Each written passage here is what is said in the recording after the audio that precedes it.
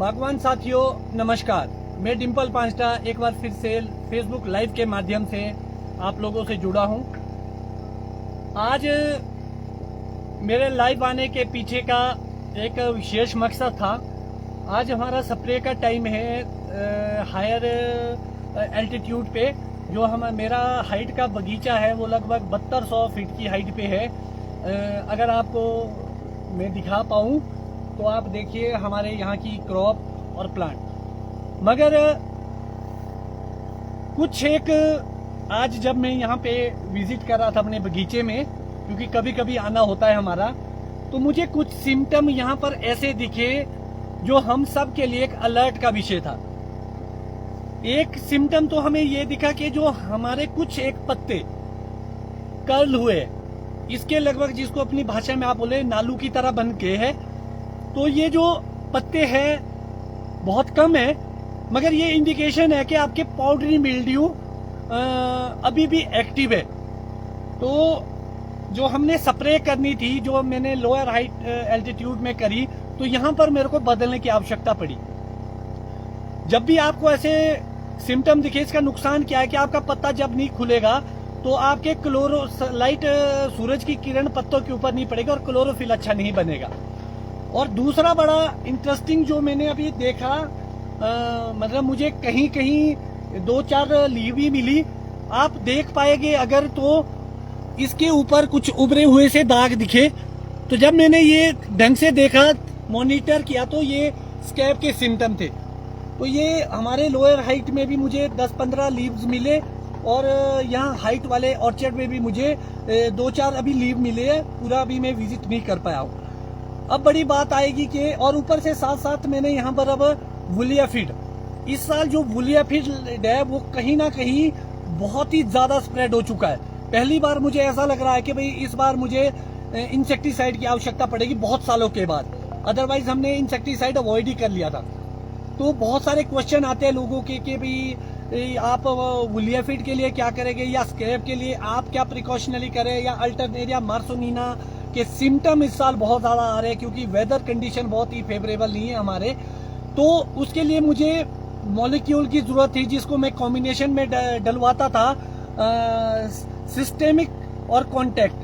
तो इस चीज के लिए जब मैंने मार्केट में भी सर्च करा कि मेरे पास क्या बेस्ट ऑप्शन है, क्या मिक्सिंग है, तो मैं जो अपने बगीचे में इस वक्त अप्लाई कर रहा हूं, तो मुझे एक तो जो मैं रेगुलरली हम डालते हैं पीएच को डाउन भी कर देता है हमारा आईसीएल का न्यूट्रीवेंट का fruit NPK 12-5-27 with 8% calcium oxide. इसको मैंने 1 किलो ही पीएच को डाउन करने के लिए अभी अप्लाई किया है। और उसके साथ साथ जो हम स्प्रे में यूज कर रहे हैं, मैक्सिमम आपने सुना होगा कि मैं थायोमेथोक्सोम की बात करता हूँ कि बहुत बढ़िया है।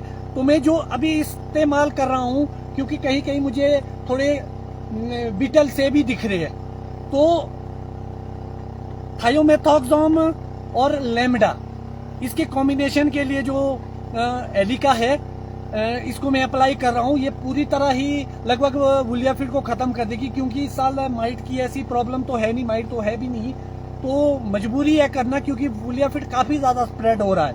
और बाद में वुलिया फीड आपके फ्रूट के ऊपर चिपक जाता है यहाँ पर लास्ट स्टेज पे, और पूरे फ्रूट में रस्टिंग पैदा कर देता है। फर्स्ट स्टेप में आप क्या करें, अगर आपके कम है वुलिया फीड, तो आप थायोमेथोक्सोम, एलिका, इस टाइप का कॉम्बिनेशन जो भी आप डालते हैं, उसको स्पॉट स्प्रे से आप कंट्रोल करने की कोशिश करें, पिट्ठू मशीन से। अगर वो बहुत ज्यादा फैल जाए तो आपको पूरे ड्रम में स्प्रे करने की आवश्यकता पड़ती है। उसके साथ साथ जो दूसरा,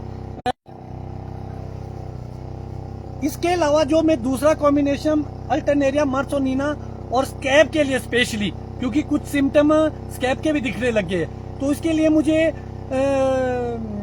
स्कोर, जिसको आप ब्रांड नेम से जानते हैं, डेफिनोकोनाजोल, और उसके साथ मुझे कॉन्टैक्ट की जरूरत थी। आपने देखा होगा मैंने कुछ पोर्शन में एंट्राकॉल प्लस रोको भी डाला, मगर जहां मेरे को पाउडरी मिल्ड्यू भी ज्यादा दिख रहा है, स्कैब भी दिख रहा है और अल्टरनेरिया मार्सोनिना के चांस बहुत ज्यादा है, तो वहां पर मेरे को जो डेफिनोकोनाजोल और क्लोरोथिनोल का कॉम्बिनेशन मिला। ये कवच फ्लो करके आता है सिजेंटा कंपनी का, तो मैं आज इसको अप्लाई कर रहा हूँ। ये मेरा मिडल और लोअर हायर एल्टीट्यूड में दोनों जगह पे ये अप्लाई होगा, मगर अगली जो स्प्रे मेरी लोअर एल्टीट्यूड में आएगी लगभग 5 तारीख के आसपास, तो उसमें हम इसको लोअर हाइट में भी अप्लाई करेंगे। तो बागवान साथियों, आज अभी आपको बहुत ही जरूरत है अपने बगीचे की मॉनिटरिंग करने की। कृपया करके आप अपने बगीचों में घूमें, अगर कोई भी ऐसा सिम्टम दिखता है तो नजदीकी कृषि विज्ञान केंद्र जो भी हमारा एसएमएस एचडीओस बैठते हैं उनकी सलाह ले, या कोई जानकार है तो कृपया करके उसकी भी सलाह ले, क्योंकि लीफ फॉल से आपको एक तो इस साल क्रॉप है चाहे नहीं है, मगर अगर इस साल के आप केयर नहीं करेंगे तो अगली साल की भी आपकी क्रॉप खत्म हो जाएगी। अगर आप अभी से आपके लीफ फॉल्स जगह देख रहा हूं मैं, जून में ही लीफ फॉल हो गया है, तो उससे क्या हो जाएगा, सेकंड टाइम फ्लावर आना शुरू हो जाएगा आपके बगीचे में। तो जो बर्ड आपका आगे के लिए डेवलप हुआ था, क्योंकि वो मई और जून में बन जाता है बीमा, तो वो अभी स्प्राउट हो गया है, तो अगली बार के लिए वो प्रॉपर खुराक नहीं ले पाएगा। अगर फूल आएगा भी अगली साल तो वो वीक आएगा। तो इसीलिए आपको बड़ा ध्यान रखना पड़ेगा अपने बगीचे की मैनेजमेंट के लिए कि आप अपने बगीचे की मैनेजमेंट कैसे करते हैं। मॉनिटरिंग करें, स्कैब भी फैल रहा है, अल्टरनेरिया और मार्सोनिना भी फैल रहा है, तो ये बहुत ही घातक बीमारियां है हमारे लिए। स्कैब के साथ तो ये प्रॉब्लम है कि इस साल तो आएगी, साथ में जब ये गिरेगी तो इसके स्पोर्स नीचे आएगी। अभी जो स्पोर्स पत्तों के ऊपर बैठ गए हैं, अगर हम अच्छा मॉलिक्यूल डालते हैं स्कैब के लिए, जैसे मैंने स्कोर प्लस क्लोरोथिनल का डाला है, तो ये इसको यहीं पर जला देगा, बर्न कर देगा और खत्म कर देगा। तो इसीलिए आपको ध्यान रखना कि अपने बगीचों की आप मॉनिटरिंग करते रहे। आज का मेरा लाइव आने के पीछे का सिर्फ एक ही मकसद था कि आपको अपने स्प्रे के बारे में और एक दो चीजें, वुली एप्पल एफिड, आपके अल्टरनेरिया मार्सोनिना और उसके साथ साथ स्कैब, तो थोड़ी सी कोशिश मैं करूंगा आपको बगीचे में भी दिखाने की, अगर आपको मैं दिखा पाऊं सारी चीजों को। तो आप देखेंगे कि जो ये कर्ल हुए हैं आपके लीव्स, तो ये पाउडरी मिल्ड्यू की वजह से हुए हैं।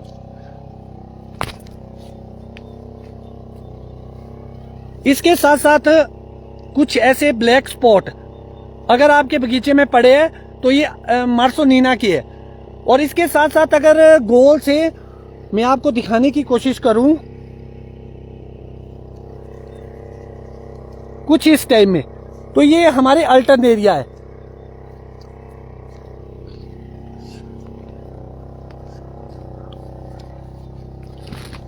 आप देखेंगे कि वुली एफिड भी फैलना शुरू हो गया है। लगभग ये जो नई आंख आईज होती है वहां पे ये ज्यादा फैलता है।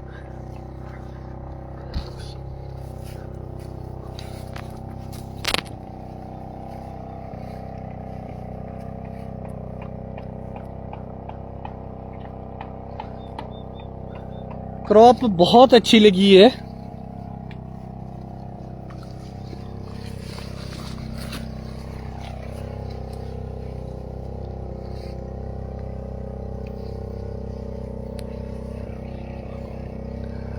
अगर आपके ये सिम्टम है तो ये अल्टरनेरिया के सिम्टम है।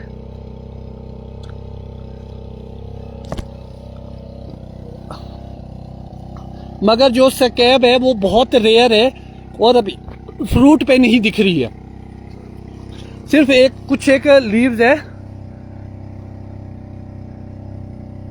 ये स्कैब के सिम्टम है।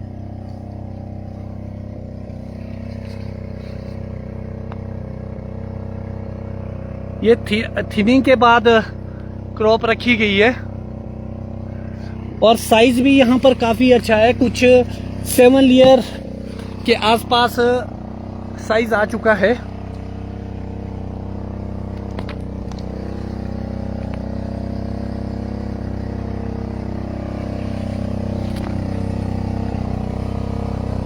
आप देखेंगे अंदर तक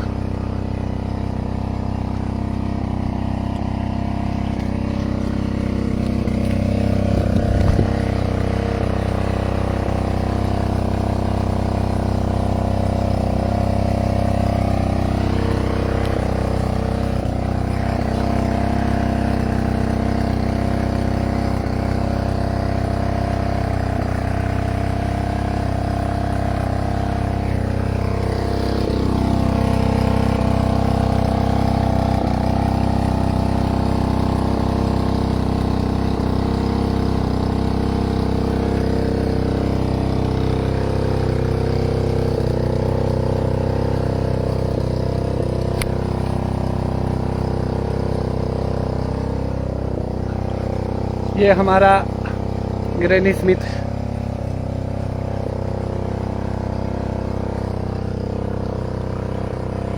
रॉयल।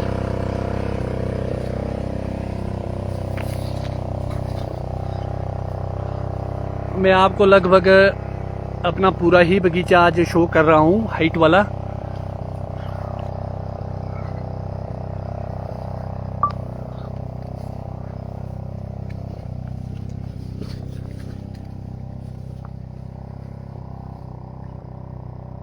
बहुत अच्छी क्रॉप लगी है, इवन ज़्यादा ही है, फ्रूट थिनिंग के बाद भी ज़्यादा ही है। यूनिफॉर्म है क्रॉप।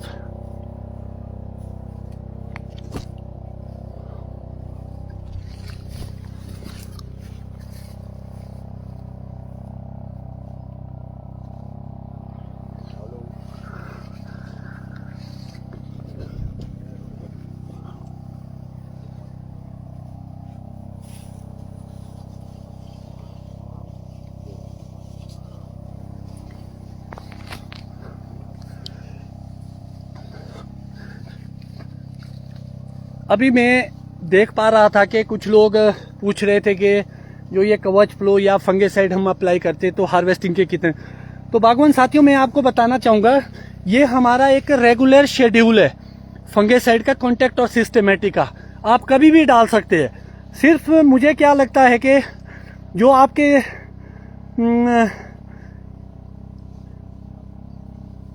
कुछ ऐसे मॉलिक्यूल होते हैं जो कलर को डिले करते हैं, उसका आप ध्यान रखें कि लेट ना करें। मगर अभी का जो समय है, अभी किसी भी दवाई के लिए बहुत अच्छा समय है, आप इसको अप्लाई कर सकते हैं। और एक चीज़ का और ध्यान रखें, आप स्प्रेडर का इस्तेमाल ज़रूर करें। मगर अगर आप 12-5-27-0-49-32 इस टाइप में कुछ अप्लाई करते तो उसमें ऑलरेडी स्प्रेडर है। बहुत सारी ऐसी फंगिसाइड है जिसमें ऑलरेडी स्प्रेडर होता है, जैसे हमारा ये कवच फ्लो है, इसमें already silicon based spreader added है, तो आपको एक्स्ट्रा ऐड करने की जरूरत नहीं है। ये अच्छी तरीके से सारे में फैला देगी, आपकी स्प्रेड कर देगी आपकी दवाइयों को। तो बागवान साथियों, आज के लाइव आने के पीछे मेरा से इतना ही मकसद था। अगली बार फिर से नई बातों को लेके, नई बागवानी की बातों के लेके आप लोगों से फिर से लाइव के माध्यम से जुड़ा जाएगा। तब तक के लिए धन्यवाद। जय हिंद, जय बागवान।